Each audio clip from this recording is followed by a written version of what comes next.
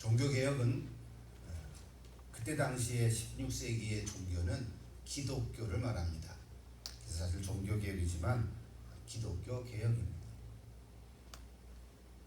역사적으로 보면 313년에 콘스탄티노플 황제가 이제 공인을 했고 372년에 로마 교회로 국교로 선포했습니다.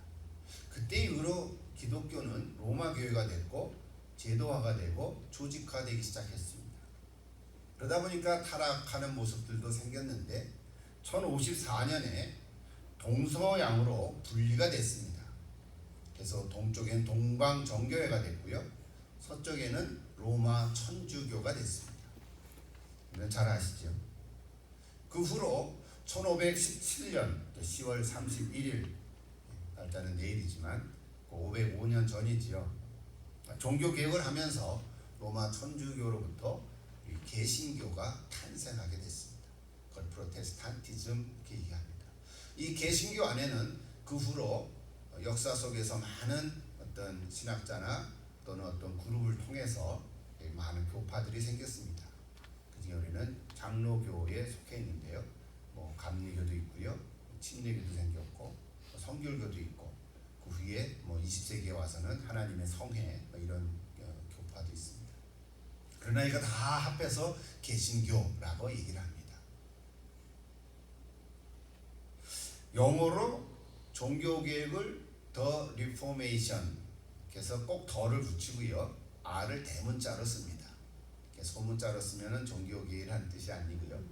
그래서 더 리포메이션 이렇게 얘기하는데 그 단어를 보면 reform, 그죠? 폼을 다시 한다 이런 뜻이죠. 그러니까 폼은 겉으로 드러난 형태나 모습 이런 거잖아요. 근데 사실은 리폼이라고 말했지만 겉으로 드러난 형식이나 형태 이런 것을 새롭게 한다기보다는 오히려 본질을 새롭게 하게 됐습니다. 이런 얘기 다 할 수 있는 시간은 없지만 마틴 루터는 사실은 로마 천주교회를 완전히 버리려고 한 것이 아니죠. 그 속에 있는 잘못된 부분들을 이거를 잘못됐으니까 고치자 이런 의미로 시작했는데 사실은 완전히 새롭게 본질을 새롭게 바뀌게 됐죠. 그래서 그 본질이라는 게 뭐냐면 본질을 새롭게 하는 게 본질 회복인데 그건 결국은 교회의 본질을 회복하는 거죠. 그래서 우리 로마 천주교 우리 구교라고 그러잖아요. 신교 이렇게도 말하는데 로마 천주교회도 하나님의 말씀 성경을 읽고 거기에도 많은 예배를 하나님께 드립니다. 미사를 드리죠. 근데 비슷한 게 참 많은데 크게 하나 다른 것 중에 하나가 뭐냐면 바로 교회에 대한 얘기, 교회론이 교회를 새롭게 했거든요. 교회 본질을 새롭게 했거든요. 그 교회 본질을 새롭게 했다는 건 뭐냐면 결국은 성경으로 돌아가자는 말씀의 본질을 회복하고자 하는 운동이 바로 종교개혁의 핵심인 거죠. 마틴 루터가 개혁을 시작하면서 제일 먼저 한 일을 라틴어 성경을 독일말로 쉬운 독일말로 번역한 거죠. 그 독일어 성경이 지금도 유명한 책인 거죠. 오늘 우리는 한국말 성경으로 한 거죠. 그래서 종교개혁의 핵심은 말씀 회복 운동인데 하나님의 말씀을 바르게 알아야 되고 지도자만이 아니라 온 성도들이 성경을 다 읽어야 되고 그 속에 있는 뜻을 알고 깨닫고 내 것으로 삼아야 된다는 게 말씀 회복입니다. 그래서 교회가 말씀대로 움직여 가야 된다는 것이 종교개혁입니다. 어떤 한두 사람의 말로 인해서 어떤 지도자의 말에 의해서 교회가 움직여지는 것이 아니라 하나님의 말씀에 기초를 해서 말씀에 기초해서 움직여지는 것이 바로 교회, 참된 교회 본질의 회복이라는 것이죠. 그래서 교회는 성경 말씀을 반석으로 삼고 바르게 가르쳐야 합니다. 오늘은 이 505주년이 되는 기념주일인데 이 역사를 다 얘기할 수가 없잖아요. 관심을 가지고 한번 책도 보시고 또 자료도 찾아보시면 참 좋겠죠. 그러나 오늘 예배드리는 오늘 저와 여러분 우리 성도로서 신자 한 사람 한 사람의 입장에서 우리 종교개혁 주일에 우리가 들어야 하는 메시지는 뭔가 할 때 한 사람 한 사람이 하나님의 말씀인 성경을 제대로 바르게 알고, 제대로 알려면 잘 읽고 또 배워야 되고, 모르면 묻고 책도 보고 해석하고, 그런 일에 게을르지 아니하고, 그래서 하나님 말씀대로 살아가도록 애를 써야 한다. 뭐 수없이 들은 이야기인데, 그럼에도 불구하고 하나님께서는 오늘 이 말씀을 우리에게 주시는 것이 하나님의 메시지. 오직 성경이라고 하는 게 저기 써놨네. 솔라 스크립투라, 이게 라틴 말이죠. 원래 오직 성경. 원래 종교계에는 5가지 솔라가 있죠. 그리고 전에도 여러 번 얘기했죠. 솔라 피데, 오직 믿음, 첫 번째. 솔라 그라티아, 오직 은혜. 그 다음에 세 번째는 솔루스라고 해요. 솔루스 크리스토스, 그래서 오직 그리스도. 네 번째가 솔라 스크립투라, 오직 성경. 그리고 맨 마지막이 솔리라고 해서 솔리 데오 글로리아, 하나님의 영광, 오직 하나님의 영광. 그래서 오직 믿음, 오직 은혜, 오직 그리스도, 오직 성경, 오직 하나님께 영광. 이 5가지만 우리 마음속에 다시 한번 점검해도 오늘 이 시대를 살아가는 저와 여러분이 정말 예수 믿고 하나님 섬기며 살아가는 일에 좀 더 많이 성숙되어지고 또 본질로 돌아가려고 애쓰는 오늘 저와 여러분 될 줄로 믿습니다. 그래서 이런 의미에서 우리가 계속 에베소서 말씀을 묵상하고 또 설교하고 있는데요, 교회에 대한 말씀과 성도를 향한 어떤 삶에 대한 실천적인 교훈을 우리에게 주는 것은 참으로 시기적절하다고 생각합니다.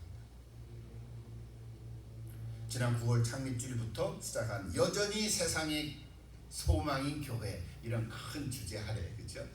교회가 힘든 것 같지만 또 연약한 것 같고 문제도 많고 비판도 받지만 여전히 세상의 소망은 교회라고 하는 이 사실, 이런 주제로 계속 설교하는 가운데 지난 여전히 8번째를 했죠. 그러면서 성도의 삶에 대한 말씀을 오늘 4번째 하고 있습니다. 지난 주일에 의해서 새 사람을 입어 변화된 삶으로 살아가라, 이거 오늘 제목입니다. 새 사람을 입어 변화된 삶으로 살아가라.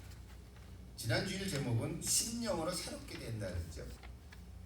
옛사람을 벗고 새 사람을 입기 전에는 심령으로 새롭게 돼야 된다 그랬어요. 심령으로 새롭게 되지 않으면 새 사람이 될 수 없다 그랬어요. 기억나죠? 옷만 갈아입으면, 겉모습은 새로운 옷을 입었는데 옷만 갈아입으면 심령이 새로워지지 않으면 냄새 난다 그랬어요. 이거를 우리 영적으로 율법적인 종교적인 신앙이라 했어요. 즉 외식하는 거죠. 속과 겉이 다른 거죠.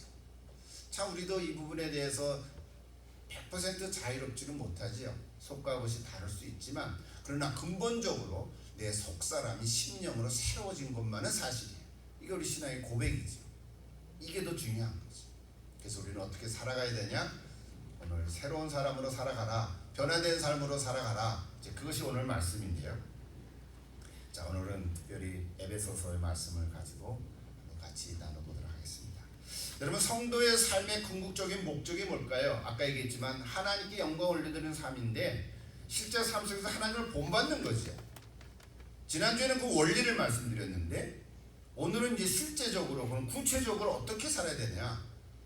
새로운 옷을 입었으면 새로운 옷에 알맞는 모습으로 살아가라는 거죠. 이게 제일 첫 번째 나온 것이 오늘 25절. 오늘 5가지를 사도 바울이 소개를 해주고 있어요. 5가지뿐은 아니지만 이 5가지 정도를 오늘 본문에서 찾아볼 수 있어요. 자, 한 가지씩 좀 보십시다. 25절. 첫째가 뭡니까? 같이 한번 다시 읽어볼까요? 그런즉 거짓을 버리고 각각 그 이웃과 더불어 참된 것을 말하라. 뭐 어려운 단어 없죠. 거짓을 버리고 참말을 해라, 그런 말. 거짓말하지 마라, 그런 거죠. 자, 오늘 본문에는 어려운 단어들이 거의 많이 없어요. 일상생활에서 쓰는 단어들이죠. 왜? 실제적인 삶으로 이렇게 살아가라고 제안하고 권면해 주는 거니까 어려운 단어는 없어요. 근데 우리 그렇게 살면 되는데, 오늘 설교를 하면서 그 단어 하나하나를 조금 더 성경적인 의미로 이렇게 한번 소개하고 해석하는 것 뿐이에요. 자, 여기 새 사람의 옷을 입은 성도는 그러므로 참된 것을 말해야 되는데, 참된 것을 말하려면 먼저 거짓을 버려야 된다는 거예요. 당연하지요. 마음에 거짓을 품고 어떻게 참된 말을 할 수가 있어요. 그러면 이게 앞뒤가 안 맞는 거잖아요. 그죠? 속으로는 아이 죽일놈 하면서 사랑해, 이게 안 맞는 거잖아요. 차라리 말을 하지 말든지. 그러니까 여기 거짓에 해당하는 원어의 단어를 해석해 보니까 이런 뜻이에요. 진실과 구별하기 힘들 정도의 교묘한 거짓말, 이런 뜻입니다. 교묘하다는 단어를 썼어요. 이게 참, 그러니까 이게 진짜 같기도 하고 진짜 같지 않기도 하고 그런 거예요. 이게 가짜 같기도 하고 진짜 같기도 하고. 여러분 우리가 화폐를 달러를 쓰잖아요. 뭐 1불부터 100불까지 달러가 있는데 이게 위조 지폐가 있잖아요. 우리가 턱 보면은 모르죠. 이게 진짜인지 가짜인지 모릅니다. 근데 이게 전문가들이 보면 딱 잡아내죠, 그죠? 요즘에 뭐 어디 가게 가면 이렇게 뭐 쭉 펜으로 이렇게 거서 보이나 안 보이나 조사하잖아요. 그러니까 겉으로 보면 잘 모르는 거죠. 근데 우리의 마음이 그렇다. 그래서 이거는 악의적이에요. 교묘한 거짓말이라는 것은 악의적으로 교묘하게 거짓말을 만들어내는 거예요. 쉽게 얘기하면 사기치는 거죠. 그럴듯하게. 또 거기에 넘어가는 사람들도 있는 거죠. 그래서 여기 적어도 우리 새 사람이 된 것은, 새 사람이 된 사람들은 그냥 단순한 거짓말, 그냥 우리 거짓말이지만 거짓말이 아니라 악의를 가지고 교묘하게 거짓말을 만들어내는 그런 의미라는 거예요. 우리가 어렸을 때 예배당에 다닌 사람이 있을 수도 있어요. 또 어른이 돼서도 그랬다고 하더라도 예수를 마음속에 진짜 믿고 영접하지 않으면요, 새 사람이 되지 못하는 거예요. 지난주에 그 부분도 많이 얘기했죠. 새 사람이 된다는 것은 그냥 무슨 교육을 좀 받고 훈련을 해서 되는 게 아니라 외부에서 새로운 존재가 들어오는 거라 그랬어요. 그러니까 좀 예배당 좀 다녔다고 새 사람이 되는 건 아니라, 이거는 본질이 바뀌는 거죠. 내 속사람이 바뀌어지는 거죠. 그래서 예수님 만나기 이전에는 혹처럼 교묘한 거짓말을 할 수도 있어요. 그러나 적어도 이제는 새 사람이 되기에는 그럴 수는 없는 거예요. 차라리 안 하면 모를까. 그래서 그 사람 그런 모습을 청산할 수밖에 없습니다. 바울이 이런 권면을 한 것은요, 그때 당시 에베소나 소아시아 사회에 이런 교묘한 거짓말이 만연돼 있었다는 거예요. 거짓말을 자연스럽게 하고요, 또 그 거짓을 알고도 그냥 용인해주는 그런 사회가 됐다는 거예요. 뭐 그때만 그렇게 했어요.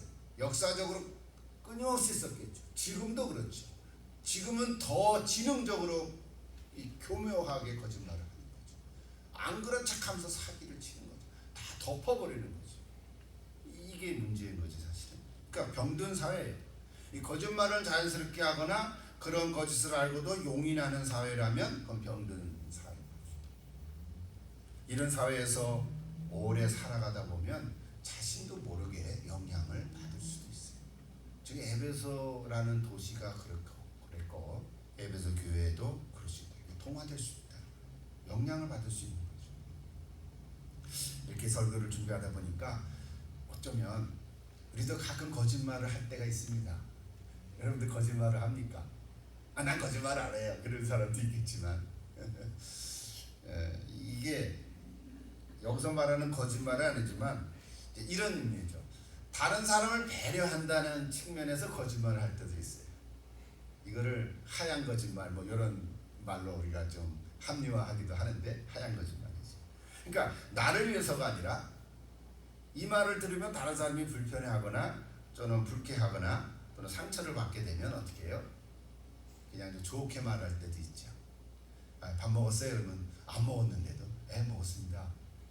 안 먹었다 그래야 되는데 이거 맛있어요? 그러면 별로 맛없는데 맛있어요. 또 그럴 때도 있고요. 이건 별거 아닌 것 같지만 엄밀히 얘기하면 거짓말일 수도 있지만 이런 얘기를 하는 건 아닌 거예요. 그러니까 그러니까 솔직하게 만약에 그대로 다 말한다면요, 아마 이거는 더 큰 혼란이 일어날 수도 있어요. 내 느끼는 대로 다 얘기해버리면 큰일 나죠. 그렇겠죠.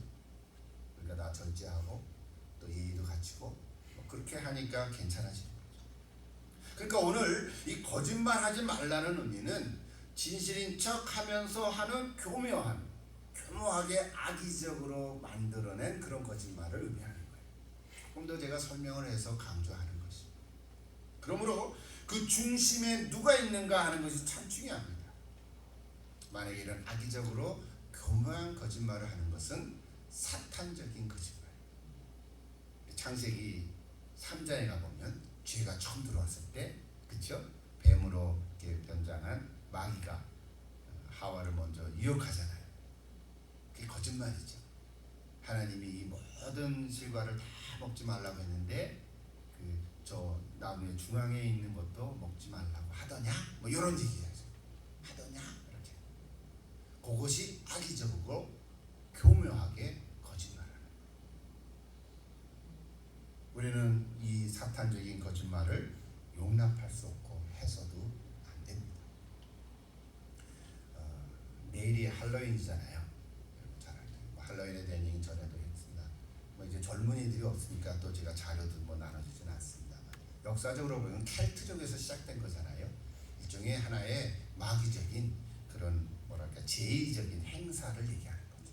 이게 이제 검게 쓰고 죽음의 이제 그런 얘기들을 하는 거예요.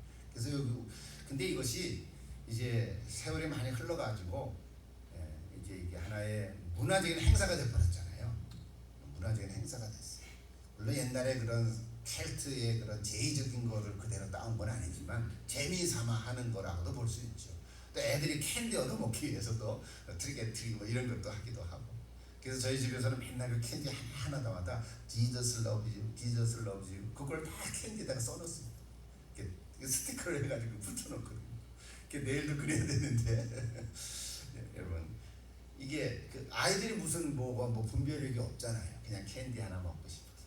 근데 정말 못된 어떤 사람이 그 캔디 속에 면도날을 넣기도 하고 말이죠. 마약을 끼워넣기도 하고요. 그래서 실제로 사고가 많이 일어납니다.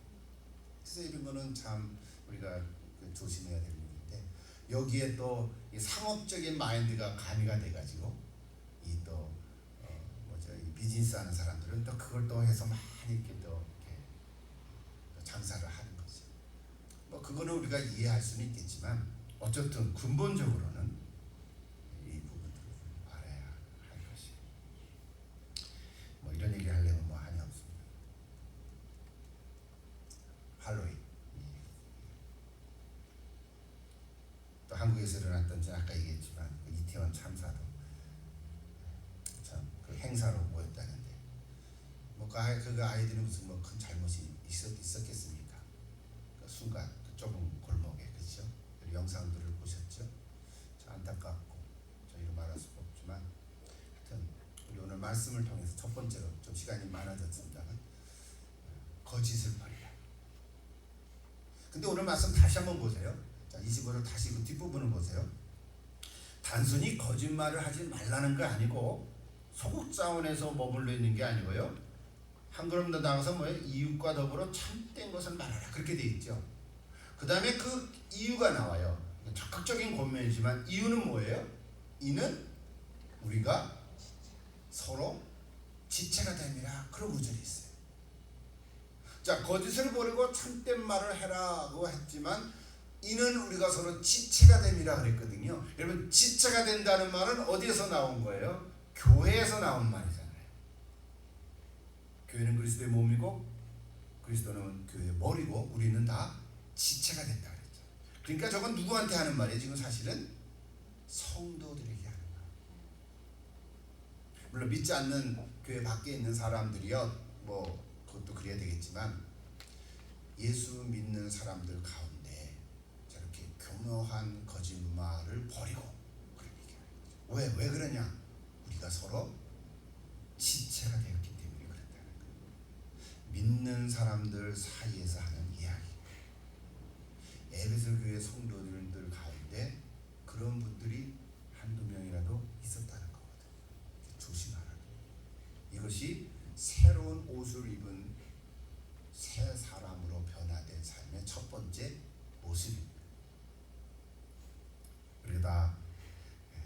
참된 것을 말해야 되겠죠. 두 번째 한번 보십니다. 두 번째 26절. 이렇게 하다가 시간이 모자랄 것 같아요. 자, 26절 한번 같이 읽어보십시다. 분을 내어도 죄를 짓지 말며 그랬어요. 야, 분을 내어도 죄를 짓지 말라. 여러분, 분을 내어도 죄를 짓지 말라 했으니까 두 가지를 따서 해석해 보세요. 분을 내는 것은 아직 죄를 짓는 건 아니죠, 그죠? 분을 내는 거는 감정이잖아요. 분을 낼 수 있는 거죠. 분을 내는 거는 자연적으로 생기는, 물론 뭐 좋은 건 아니지만 분을 낸다는 감정은 있다는 거예요. 근데 그것을 이제 우리가 다스려야 되는 거죠. 그래서 오늘 저 두 번째 주제는 감정을 잘 다스리는 그런 교훈인 거예요. 감정을 잘 다스린다. 제가 써놨는데 분노 조절 장애. 요즘에 분노 조절 장애를 못하는 사람들이 참 많죠. 화나는 대로 막 얘기하고요, 화나는 대로 막 행동하고요. 운전하다가도 보면 막 이렇게 러프한 운전자들이 가끔 있어요. 그렇죠? 막 그 쌍욕도 할 수도 있고. 분노를 못하는 거예요. 좀 이해하면 되잖아요. 저 사람 급하게 가는, 뭐 급한 일이 생겼나 보다. 분노 조절을 못하는 사람은 분노 조절 장애라는데, 실제로 정신과학적인 엄밀한 용어는 저렇게 얘기해요. Intermittent explosive, 폭발한다는 거죠. Disorder. 직역하면 간헐적 폭발성 장애다. 이 간헐적 폭발성 장애는 정신적인 질환입니다. 병입니다. 이건 실제로 그 병명이 있습니다. 그러니까 우리가 그렇게까지 되지는 않죠. 그래서 오늘 분을 내어도 죄를 짓지 말라는 말은 분을 내는 감정은 우리가 이해를 할 수 있어요. 근데 그것을 더 나아가서 죄를 짓지는 말아요. 이게 다른 거예요. 전에도 말씀드린 창세기 4장에 나오는 가인과 아벨의 이야기를 여러분 잘 아시죠? 가인이 아벨을 죽인 첫 번째 살인사건인데, 거기에서 창세기 4장을 보면요, 6절 7절을 보면 하나님께서 가인에게 이렇게 분명히 말씀하셨어요. 내가 분하여하면 어찌 됨이며 안색이 변하면 어찌 됨이냐. 그렇죠? 하나님이 하시는 거죠. 그 다음 7절 같이 한번 읽어보시다. 7절 내가 선을 행하면 어찌 낯을 들지 못하겠느냐. 선을 행하지 아니하면 죄가 문에 엎드려 있느니라. 죄가 너를 원하나 너는 죄를 다스릴지니라. 분명하죠. 우리가 분노의 감정이 있을 때 이거를 잘 조절하면 죄를 짓지는 않게 된다는 거예요. 여기 아주 중요한 얘기예요.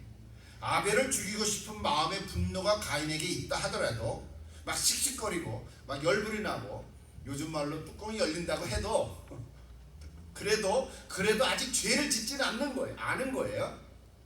그래서 그것을 다스리라고 하나님은 말씀하셨어요. 다스릴지니라. 다스릴 수 있는 힘이 있다는 거거든요. 다스릴 수 있다는 거거든요. 근데 가인은 어떻게 했어요? 다스리지 못했어요. 그 후에 성경을 보면 기회를 받고, 성경에 이렇게 되어 있죠. 들에 둘이 있을 때, 들에 둘이 나갔을 때 기회를 본 거예요. 부모가 안 계셨어요. 둘이만 있을 때 돌로 쳐서 죽였다. 이거는 계획적인 살인인 거예요. 충동이 아니란 말이에요. 분노가 일어나가지고 막 그러다가 어떻게 우발적으로 쿡 잘못해서 사람이 죽인 게 아니라 가인은 계획했다. 기회를 받고 들에 있을 때, 둘이 있을 때 계획적인, 정당방위도 아니고. 우리는 뭐 이렇게까지는 나가지 않겠지만 가끔 어떤 일이나 사건 때문에 또는 누구의 때문에 분노가 생길 수 있어요. 그럼 우리가 새 사람이 되었다는 것, 오늘 그 구주제죠. 새 사람의 옷을 입었다는 것, 이거는 분노를 다스릴 수 있는 사람인 거예요. 여러분, 분노를 다스릴 수 있기를 기도합니다. 여러분에게 힘이 있어요. 내 안에 아무리 막 화가 나고 막 못 참을 것 같다 하더라도, 이게 80%까지 올라간다 하더라도 잘 참으면 참을 수 있어요. 왜?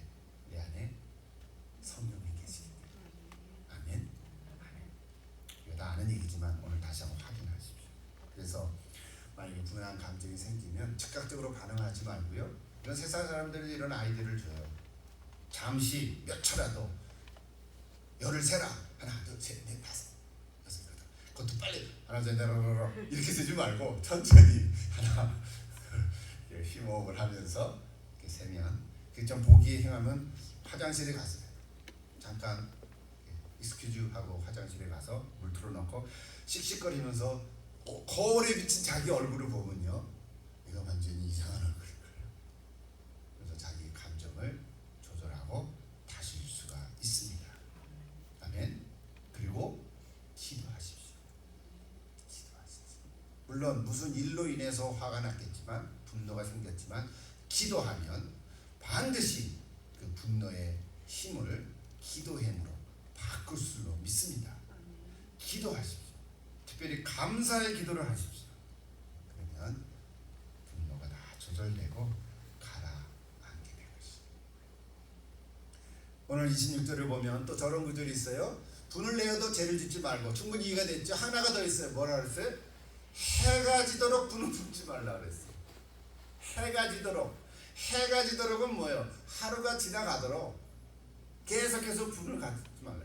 오늘 일어난 감정은 오늘로 정리하지 내일까지 넘어가지 말라는 거죠. 여러분, 유대인에게서 해가 지도록이라는 말은 뭡니까? 저 하루의 시작이죠. 해가 진다, 선셋. 유대인에게서 하루는 해가 질 때부터 그 다음날 해가 질 때까지가 하루잖아요, 원래가. 오늘 우리랑 밤 12시겠죠. 1시부터 새날이 되니까. 어쨌든 해가 지도록 분을 품지 말라. 잊어버릴 거는 빨리 잊어버리라는 거죠. 계속해서 분한 감정을 갖고 있으면 생각에 꼬리를 물게 됩니다. 그래서 오늘 저런 권면도 주는 거예요. 해가 지도록 분을 품지 말라. 충분하시죠? 근데 이거 처음에는 어려울 수 있어요. 뭐 3일도 가고 일주일도 갈 수 있어요. 1년도 갈 수 있어요.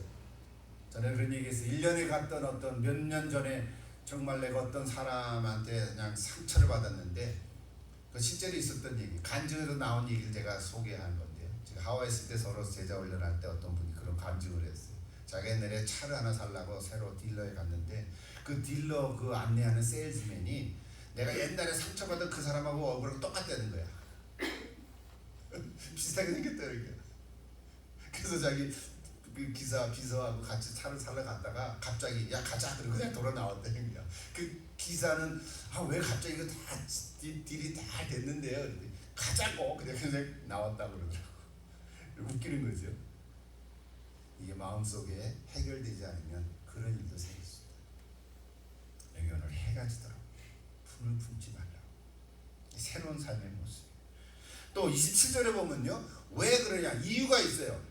분을 내어도 죄를 짓지 말며 해가 지도록 분을 품지 말라. 왜 그래요? 27절에 마귀에게 틈을 주지 말라. 마귀가 틈새를 공격하기 때문에. 평소에 우리가 기도하고 말씀으로 충만할 때는 마귀가 건들지 못하죠, 그죠? 우리를 탁탁 건드려도 이길 수 있어요. 웃기지 마, 이렇게 이길 수 있어요. 근데 내가 약할 때, 분이 나고 막 속상해할 때는 마귀가 살짝 건드려요. 그럴 때 내가 걸려 넘어지거든. 뭐 구원하면 없어지는 건 아니지만 우리를 걸려 넘어지게 하고 힘을 못 쓰게 하고 약하게 만듭니다. 왜? 마귀가 우리를 틈을 공격하기 때문에. 야고보서 5장 8절에 보면 우는 사자와 같이 뚫어당기며 삼킬 자를 찾는다 그랬어요. 그러므로 우리는 믿음을 굳게 하고 마귀를 대적할 수 있어요. 마귀를 대적하십시오. 시험에 들지 않게 깨어 기도하십시오. 특별히 감사기도 제목을 자꾸 생각해 보십시오. 그러면 분노의 감정이 다 사라질 줄 믿습니다. 하나님의 은혜입니다. 이 기쁨과 평안함으로 가득 찰 줄 믿습니다. 자, 우리 세 번째 같이 볼까요? 28절입니다. 도둑질하는 자는 다시 도둑질하지 말고 돌이켜 가난한 자에게 구제할 수 있도록 자기 손으로 수고하여 선한 일을 하라. 어려움이 아니죠. 굉장히 적극적인 겁니다. 여러분, 도둑질하던 자가 도둑질하지 않으면 굉장한 변화된 거잖아요. 그렇지 않습니까? 새로운 사람이 된 거예요. 늘 손버릇이 나쁜 사람이 이제는 그거 끊었다. 얼마나 새로워진 거예요. 근데 오늘 사도 바울은 저기 28절에서 도둑질을 하지 않는 것으로 끝나는 게 아니라 뭐예요? 네가 도둑질한 그 손으로 수고를 해서 열심히 일해서 그걸로 얻은 소득으로 가난한 자에게 도움을 주라는 거예요. 이건 굉장히 적극적인 겁니다. 이렇게 될 수 있게 이렇게도 합니다. 이건 멋진 말이에요. 뭐 더 설명이 필요 없어요. 더 멋진 말이에요. 한 걸음 더 나아간 거예요. 내가 그 메시지 성경을 보니까 제가 미처 못 띄웠는데요. 여러분 주보사에 또 띄웠는데 지난주에 알려줬습니다. 28절에 메시지 성경이 저렇게 되어 있더라고요. 도둑질로 생계를 꾸렸습니까? 더 이상은 그렇게 살지 마십시오. 정당한 일로 돈을 벌어서 일할 수 없는 다른 사람들을 도우십시오. 아멘. 우리 주변에 홈리스도 있고 참 힘든 사람들도 많이 있지만 사실 홈리스 한 사람 한 사람의 그 사정 얘기 들으면 다 이해할 만해요. 근데 이제 또 비판하는 사람들은 저 사람들 게으르다고 이 일감을 줘도 며칠 못 가서 또 그냥 안 한다. 이제 이렇게 우리가 비판을 하기도 해요. 근데 그 사람들이 왜 이렇게 됐을까? 아마 저 4장 28절을 좀 마음속에 새기면 변화될 줄로 믿습니다. 뭐 그게 먹을 걸 줘야 되겠죠. 이제 일단은 급하니까 그죠? 뭐 잠자리도 마련해주고 먹을 것도 제공해주고 우리가 이게 시에서 우리 단체에서 다 하는데 궁극적으로는 저게 돼야 된다 이 말이에요. 저게 돼야 된다. 언제까지 계속 얻어먹겠냐 이 말이에요. 하려고만 하면 할 수 있듯. 근데 저게 마음의 문제. 기도해야 돼. 그래서 우리 홈리스들을 볼 때 무조건 비판할 필요는 없지만 뭐 급하면 우리가 또 도와를 줘야 되죠. 그러나 기회가 되면 저 말씀을 우리가 하나 메시지를 남겨줘요. 그러면 그 마음에 새겨져서 또 하나님 역사하시는 또 홈리스였지만 새롭게 변화돼서 다시 새 희망과 꿈을 가지고 열심히 살아가지 않겠습니까? 그렇게 될 줄로 믿습니다. 네 번째 보십시다. 네 번째. 맞나요? 네 번째. 29절. 같이 한번 읽어볼까요? 무릇 더러운 말은 너희 입 밖에도 내지 말고 오직 덕을 세우는 데 소용되는 대로 선한 말을 하여 듣는 자들에게 은혜를 끼치게 하라. 저것도 뭐 어려운 말이 없죠. 더러운 말이 뭘까요? 저것도 원어로 보니까 썩은, 부패한 이런 뜻이 있어요. 더럽다는 게 물론 더러우니까 시간이 지나면 썩고 부패해지죠. 근데 그게 더러운 말이란 말이에요. 그러니까 썩은 말, 부패한 말 이런 거죠. 그러니까 그건 욕이죠. 욕지거리나 저급한 말이죠. 육두문자를 쓰는 그런 말들이죠. 물론 우리가 직접적으로 저런 욕이나 저급한 말이나 썩은 말을 하지는 않을 수 있어요. 그러나 입 밖에도 내지 말 뿐만 아니라 속으로도 하지 마.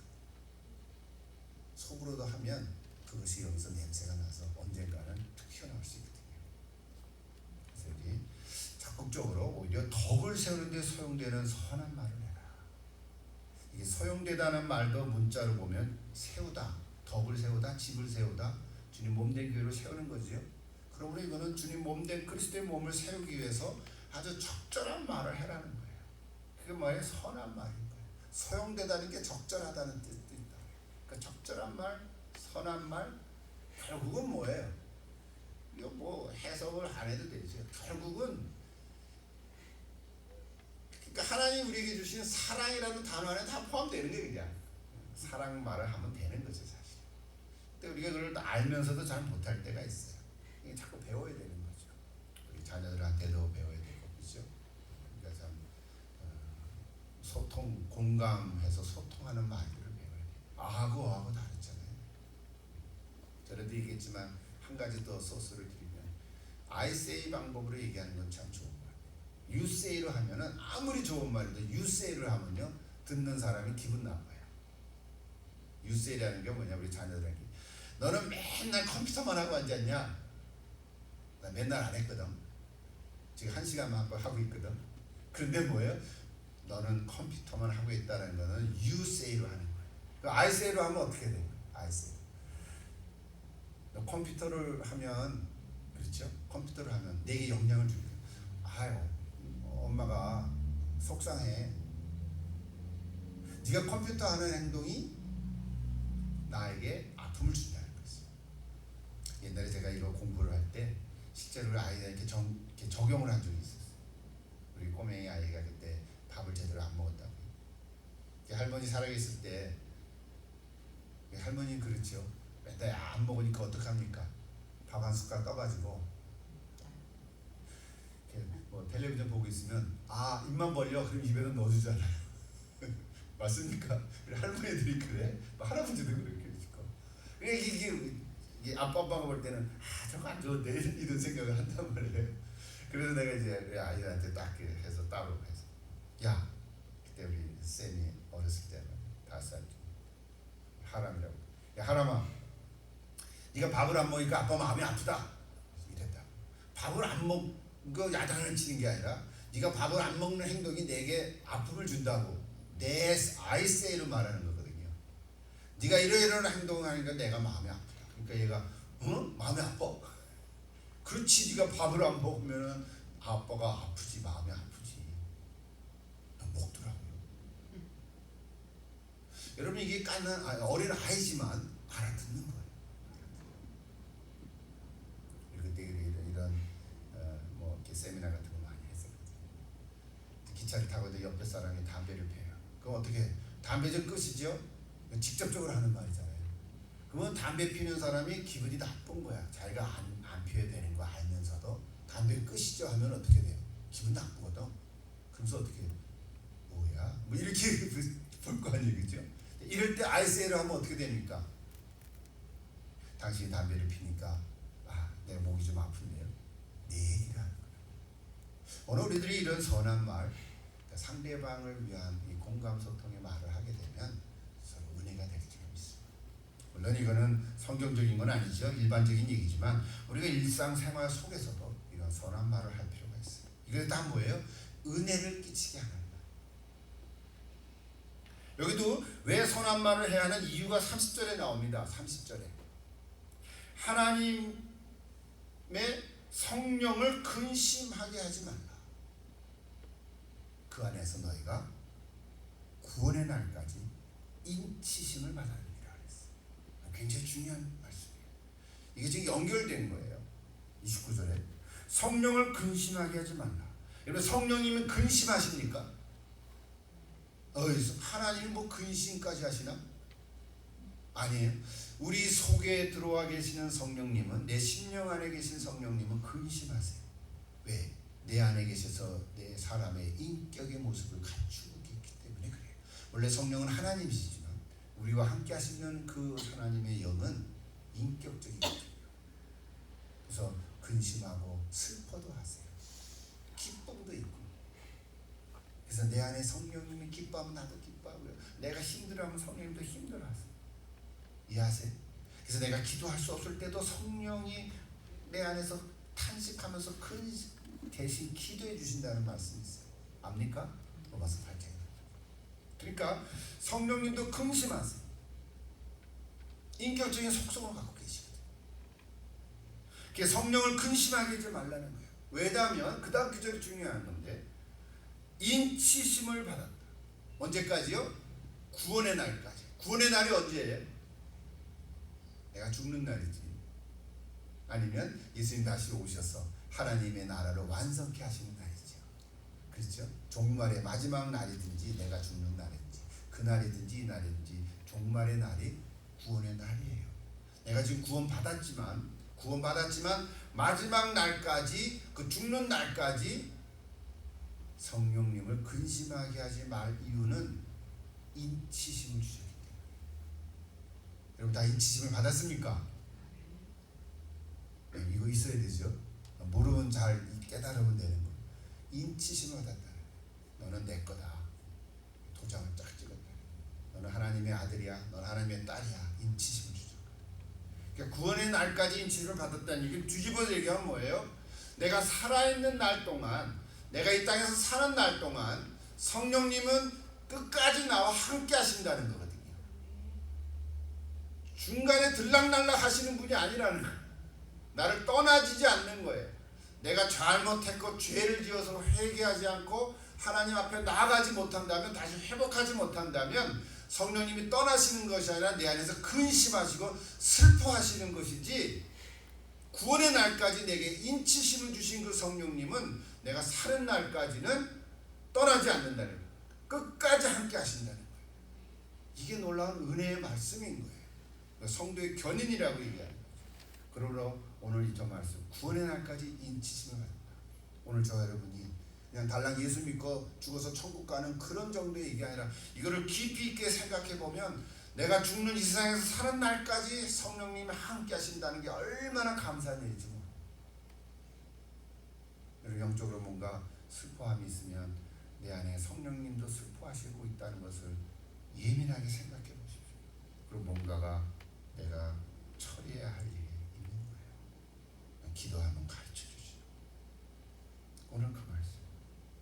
사랑하는 여러분, 그러므로 근심은 이 땅에서 사는 날 동안 내 안에 계신 성령님을 근심하게 하기를 기도합니다. 기뻐하시고 주 안에서 평안하시고 찬양하며 하나님께 영광된 삶으로 하루하루 살아갈 수 있기를 기도합니다. 마지막으로 보십시다. 마지막 31절 32절인데요.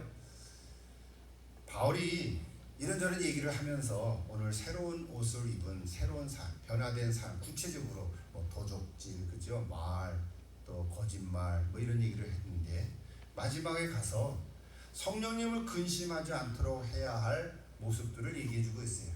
31절은 버려야 할 것들을 얘기하고 32절은 취해야 할 것들을 얘기하고 있어요. 자, 31절 먼저 보십시다.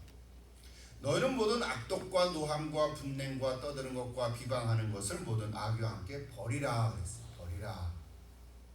버리라라는 거죠. 첫 번째는 뭐예요? 악독을 버리래.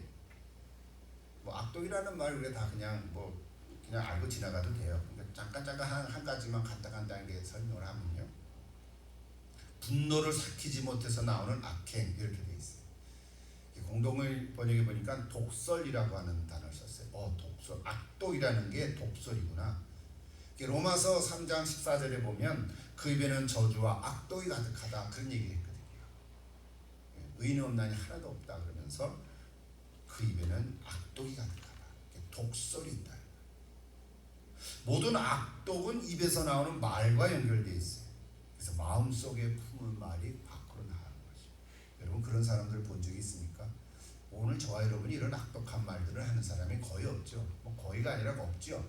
그러나 실제로 그런 말 하는 사람이 있어요. 그죠? 있을 수 있고.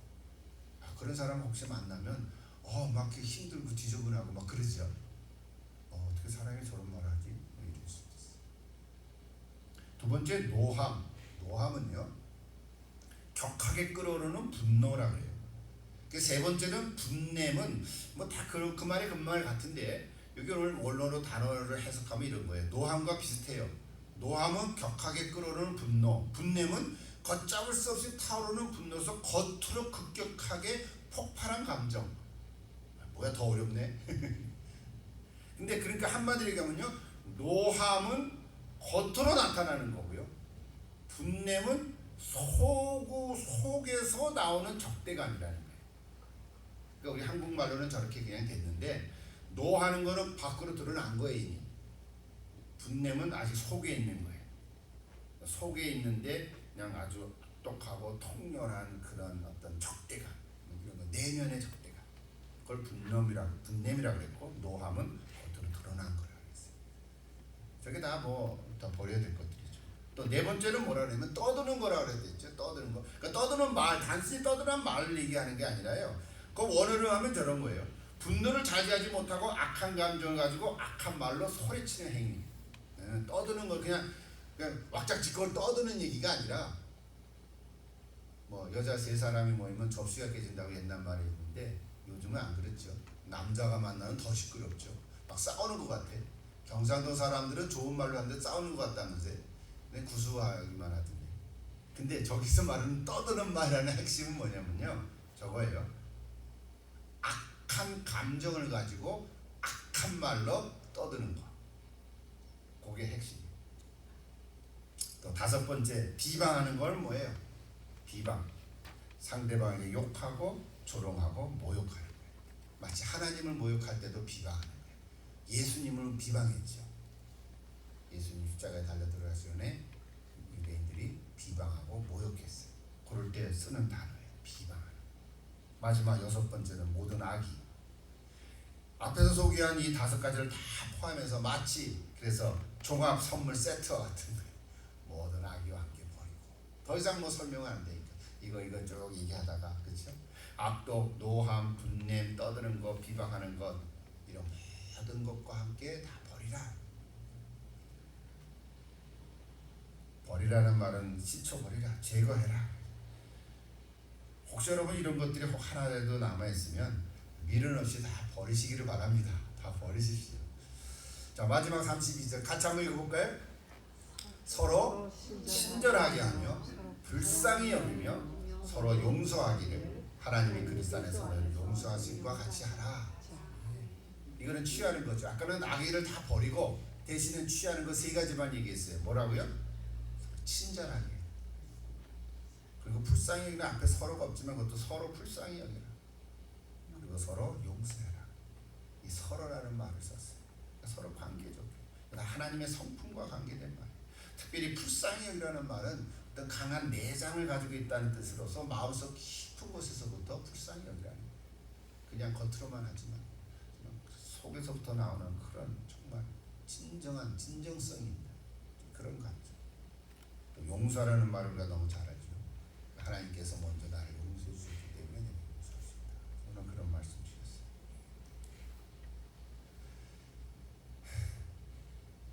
오늘 말씀 하나하나는 뭐 어려운 단어는 없지만 오늘 저런 말씀을 다시 한번 들으면서 확인해 가는 거예요.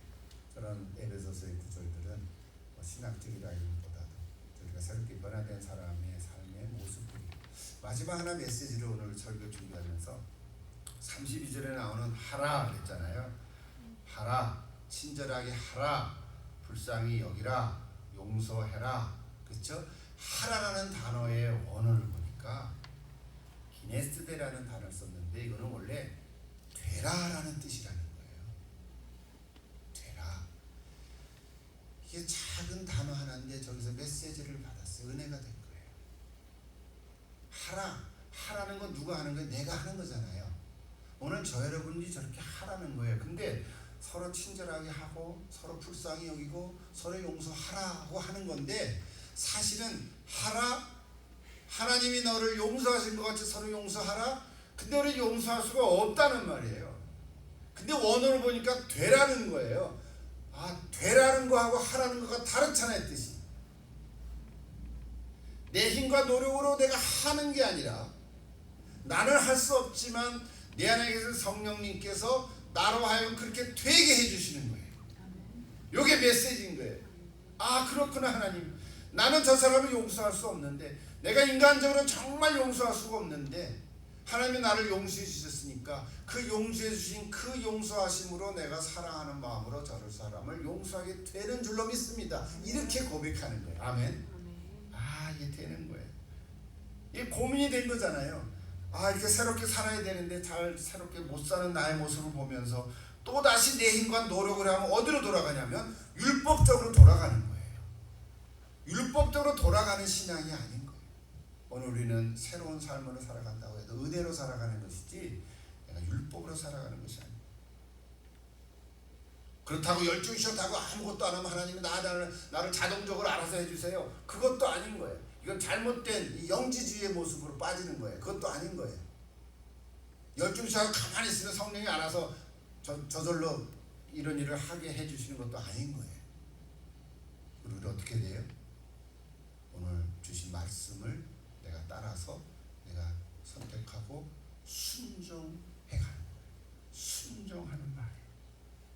그래서 애쓴다고 하는 것이 순종이라는 단어로 모아지는 거예요. 그럼 우리가 할 일은 오늘 주신 이 말씀 가운데 한꺼번에 했지만 그 중에 한 가지 내가 순종할 수 있는 것부터 내가 말씀으로 살아갈 수 있는 것부터 한 가지씩 해가야 하는 줄 믿습니다. 한꺼번에 다 하는 게 아니고 내가 할 수 있는 거 한 가지 해보십시오. 그리고 그 다음에 또 한 가지 할 수 있는 거 믿습니다. 그래서 우리는 점점점